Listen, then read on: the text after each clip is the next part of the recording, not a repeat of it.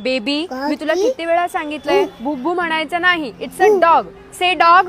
बाळा बाळा तू नको लक्ष दे विचारकडे. कशाला तू तू तू कशाला ओरडतेस त्याला? अगं इंग्लिशच शिकायला हवी ना. शिकेल की मग तो. अगं आधी आपली मातृभाषा व्यवस्थित बोलतोय का ते बघ. कसं आहे ना, आजकाल माझा मुलगा इंग्रजीत बोलला म्हणजे तो हुशार झाला. ही समज डोक्यात बसली आजकालच्या लोकांची. तुला ती मुलगी दिसते का तुझ्या शेजारी बसते वाकावर, ती बघ कशी इंग्रजीत बोलते. तू बोलतोस का तेवढं इंग्रजीत? मग त्या मुलाच्या डोक्यात काय बसतं की मला इंग्रजी येत नाही, मला इंग्रजी शिकायला पाहिजे. इंग्रजी शिकलो म्हणजे मी ग्रेट झालो. हे आपण लहानपणापासूनच आपल्या लहान मुलांच्या डोक्यात बिंबवतो. आणि अगर दुसरी भाषा बोलेल की तो, अगं हुशार आहे तेवढा आणि बोलू दे दुसरी भाषा. मला दुसऱ्या भाषांबद्दल काही तक्रार नाहीये. माझं म्हणणं फक्त एवढं आहे ना, आपली मातृभाषा ज्या भाषेत आपली आई झोपताना आपल्याला अंगाई गाऊन दाखवायची, ती भाषा बारकाईने शिकवायच्या आधी त्याच्यावर तू दुसरीच भाषा लागतेस. आणि तुला काय आपली भाषा एवढी कमी वाटते का? मुळात आपली भाषा कधीच कमी नव्हती आणि कधी नसणार पण. उलट आता तर ना आपल्या मराठी भाषेला अभिजात भाषेचा दर्जा मिळालाय. आणि हा दर्जा ना आपल्या केंद्र सरकारमुळे मिळालाय. आणि हा असंच कोणालाही नाही मिळत. 1,500-2,000 वर्ष जुन्या भाषेलाच मिळतो. म्हणजे विचार कर आपली मराठी भाषा किती जुनी आहे.